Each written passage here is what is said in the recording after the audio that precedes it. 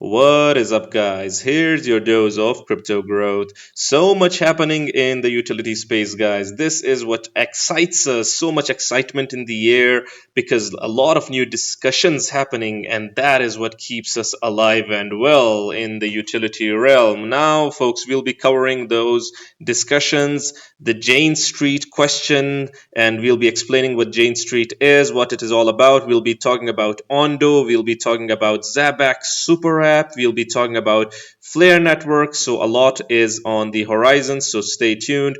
Folks, we'll start first and foremost with Ondo and XRP XLM integrations. Look at this. The Binance is relaunching tokenized US stocks and ETFs via Ondo Finance. This was the news that caught everyone's attention, but people do not realize that besides the Solana, Ethereum, and Binance chain, Ondo's scope is not just confined to Web3 crypto chains. Their selection of integrations with the likes of XRP and XLM seems intentionally driven. Now look at this. OUSG on the XRP ledger paired with RLUSD. Meanwhile, USDY on Stellar. Both are backed by short-term US treasuries, but they serve very different purposes. So let's break this down. What this is, Web3 is breaking this down. So credit where it is due. So OUSG represents tokenized short-term US treasuries. Minimum investment $5,000. This is not retail DeFi liquidity. This is institutional capital looking for compliant dollar-denominated yield. And guys, in the future, the stable coins, institutional capital, utility projects, utility coins, they are going to be merging to provide us a unified, cohesive solution to different issues and a reward mechanism as well for investments. Now, pair that with the XRP Ledger's enterprise settlement infrastructure. It is a perfectly aligned version of compliant institutional assets with instant settlement rails. Obviously, it has been said time and again that XRP Ledger is one of the most sophisticated platforms out there, one of the most sophisticated technologies out there, and that too through arguably the most regulated stablecoin on the market, the RLUSD being regulated, as you all know, as Ripple has cornered SEC. The products of Ripple obviously will benefit a lot from that as well, in terms of regulations, in terms of getting the green light from the policymakers. Meanwhile, when you zoom out, this extends Ripple's stack.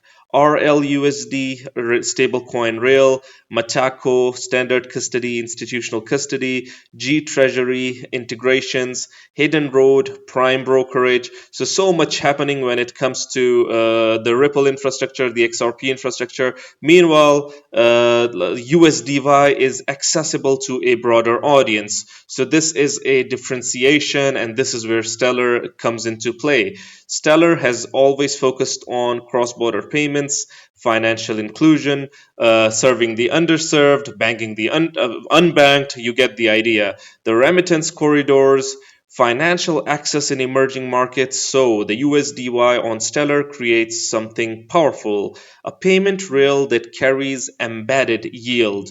It goes beyond what is offered in traditional payment platform used by developing economies. Not just a dollar, but a dollar that works. So we have to stress on one thing, that Ripple and Stellar are not competing in the same lane here. They are carving out distinct verticals within the RWA economy. In a nutshell, Ripple equals institutional real world asset infrastructure. Meanwhile, Stellar equals retail accessible yield plus payments. And this is why the Ondo integrations with XRP and XLM are important, because all of these projects, folks, the ultimate goal of all of them is institutional and crypto adoption, and they are doing it. Look at this. Tokenized stocks are making history. Ondo Global Markets has surpassed $600 million in TVL with tens of thousands of holders and millions of trades executed on chain. Now, this is what value looks in real time. Huge. Meanwhile, look at this. Tokenization is on its own trajectory. Ondo is at the forefront of the fastest growing sector in finance. Hi, this is Katrina from the BD team at 1inch, reporting live from ETH Denver. I have Kian here from Ondo Finance. Just last year, back in September 2025, we launched an exciting partnership with you guys where we now facilitate Ondo assets that are swappable on 1inch. We're very excited about the partnership, excited about working with you guys. Just had a few questions to ask. So, first of all, how has everything been? How's the integration been going since we launched and collaborated last year? I mean, I think it's gone pretty well. Like we've gone from zero to more than 500 million, I believe, in TVL in terms of tokenized equities, mostly going through 1inch Diffusion's swap platform. I'd say it's been going pretty well, especially the Binance chain integration has been driving a ton of volume. All the wallet integrations that you guys have, it's been really helpful for us. That's great. And RWAs right now, RWAs are completely bucking the bear market trend that we're seeing. How is that? I mean, when crypto falls, people rotate into other assets, and now they can do it all on chain. Don't have to go, out to your brokerage, or if you didn't have one, you were kind of just stuck in stables. So, yeah, I think it makes a lot of sense. Awesome. Yeah. Awesome. Well, looking forward to the rest of the year and continuing to work together. Thanks, Katrina. Awesome, awesome. Ondo XRP XLM, they are becoming the standard bearers of the utility arena. Meanwhile, guys, this news has taken over the crypto arena by storm. Look at this. I was trying to work around as to what Jane Street is and what it is all about, and I wanted to bring you something that is easy to understand. There were loads of information out there. This post over here was the easiest to understand what it is. This is from Sweep. Look at this. Jane Street in a nutshell. Explain. The Wall Street firm that made billions in 3 months while your portfolio was bleeding. Jane Street is one of the biggest trading firms on Wall Street. They made $24 billion in a single quarter in 2025. They are also a key partner for BlackRock's Bitcoin ETF, helping create and cash out shares. So, what was happening, guys? Look at this. For months, Bitcoin had been getting dumped at exactly 10 a.m. Eastern every single day, right at market open. Bitcoin was dropping $2,000 in minutes, wiping out hundreds, obviously. So what happened? People accused Jane Street. No proof, just a pattern that kept repeating. Then yesterday, a lawsuit dropped and everything changed. Terraform Labs sued Jane Street for insider trading tied to the $40 billion Terra Luna crash in 2022.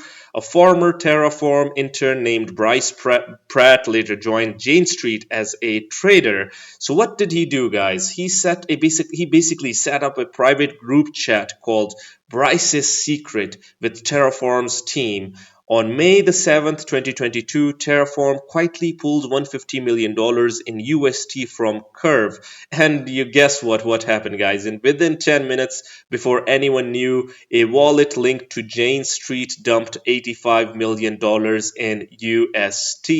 So this helped push UST off its dollar peg. Luna went from $80 to zero, $40 billion gone in days. So what does this lawsuit say, guys? Lawsuit says Jane Street dodged over $200 million in losses while regular people lost everything.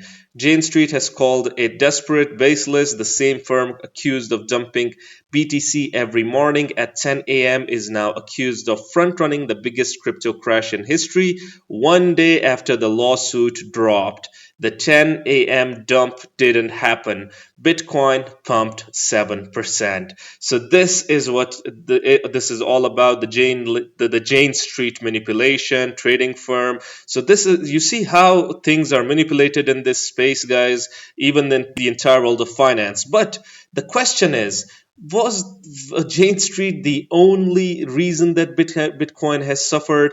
In my personal opinion, I do not agree with that point of view. It has been one of the reasons, but not the only reason. And Bitwise Advisor agrees with me over here. Jeff Park argues that no single firm like Jane Street is directly suppressing Bitcoin's price. What the AP structure can suppress is the integrity of the price discovery mechanism itself.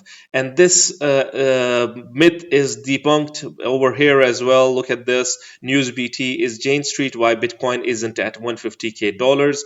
But he says the question deserves a precise answer, and the most important thing is to understand upfront is that it is not really a question about Jane Street.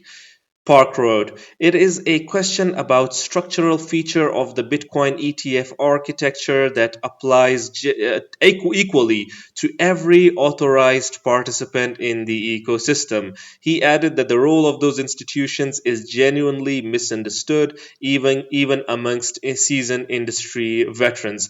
Guys, in my opinion, there is a lot of things going. Even if the price goes vertically up forever, there comes a point when the price needs a breather. It needs correction. It needs, even organically, it needs people to get on board on it. So that is what always happens, in my opinion. Even if there is no manipulation, there are going to be corrections, there are going to be dips involved. Meanwhile, guys, look at this. The Zebec ecosystem seems to be developing very fast. The Zebec super app is live. Payroll for individuals is now available on desktop, built on Zebec Rails, powered by Circle's USDC, and utilizing ZBCN for fees. Let's check this out.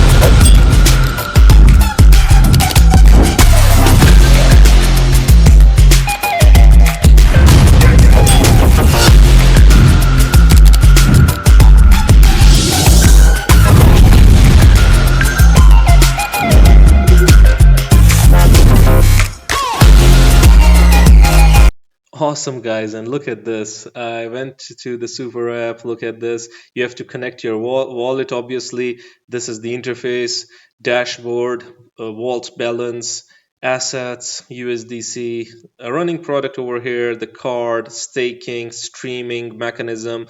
Zabac constantly is giving us products. Look at this.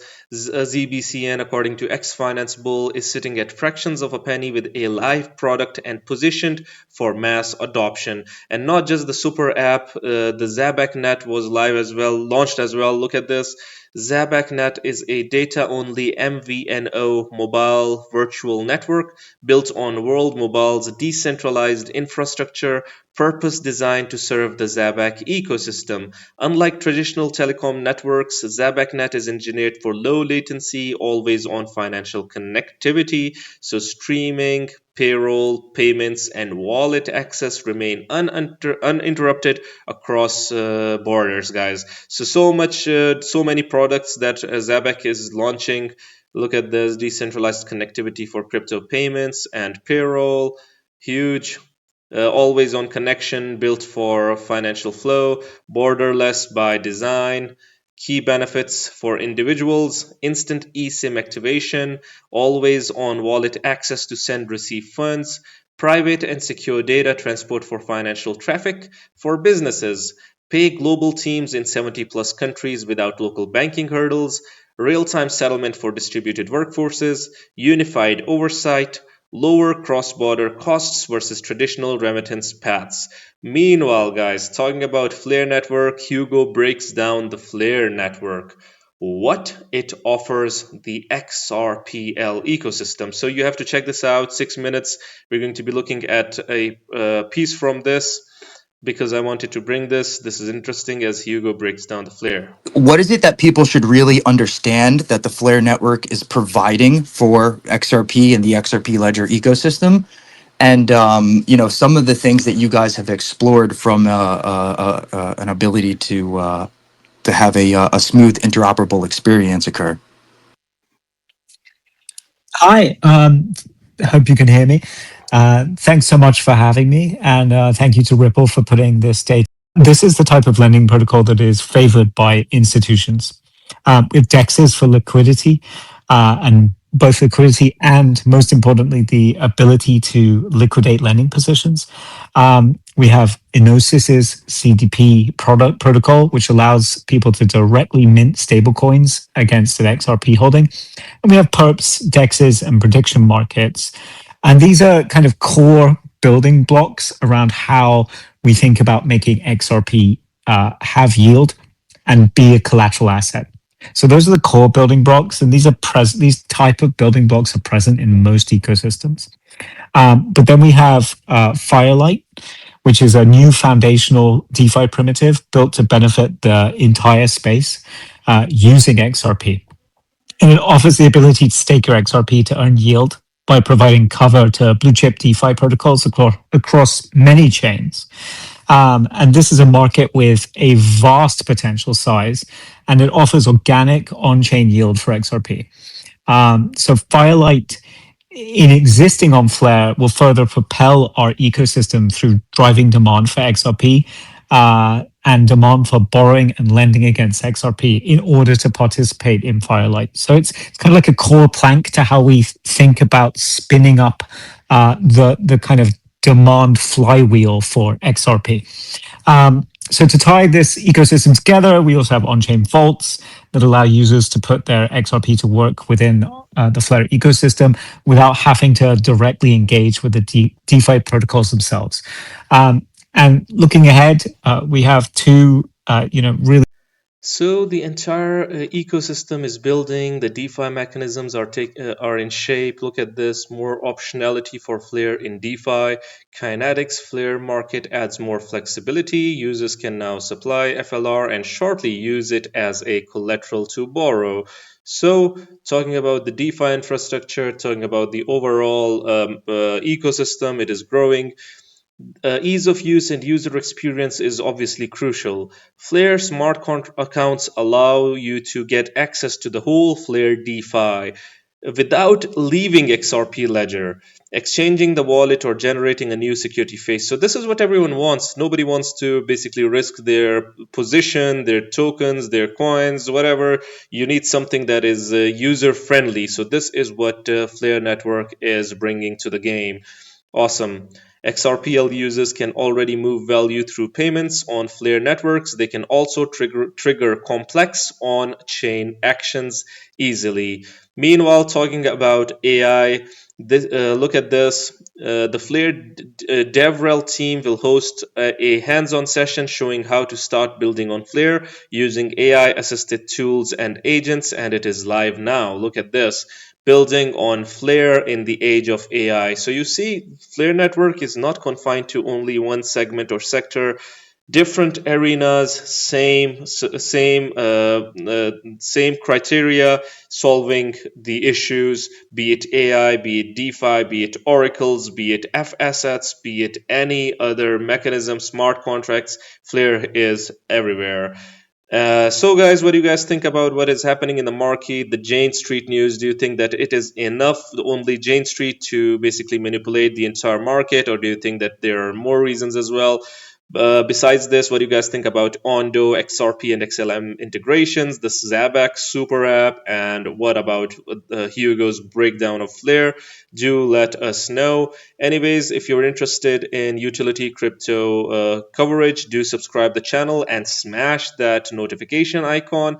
Until next time, stay blessed.